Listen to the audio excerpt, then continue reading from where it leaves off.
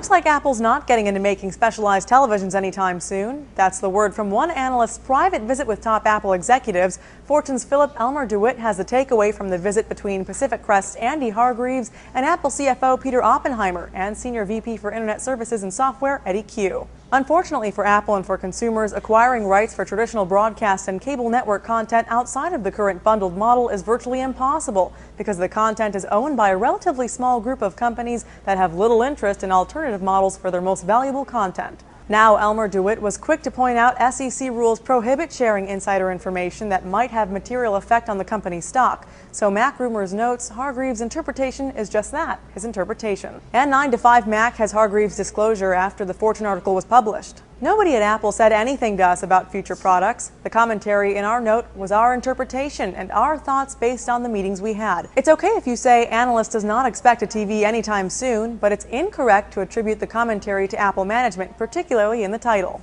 Okay, so enough of the disclaimers, now to the real meat of the subject. Lots of media analysts have been saying Apple's TV is imminent. So what happened? CNET notes nothing new for those paying close attention. The cable and telecom companies act as a pipe for television shows, movies, and other entertainment and operate with the studios and networks under a lucrative model that none of the parties really want to shake up. As an outsider looking in, Apple would have considerable challenges if it were to propose radical changes. Still, many media outlets have noted Apple has been in talks with all those players looking for an entree. Fortune's Elmer DeWitt ends his article with this speculation. Apple is certainly capable of misdirection, of sending a go-slow signal to analysts, when behind the scenes it's quickly racing full speed ahead. Apple's much-rumored breakthrough in television, whatever form it takes, is likely to come later rather than sooner. For Newsy, I'm Candice Aviles, multiple sources, The Real Story.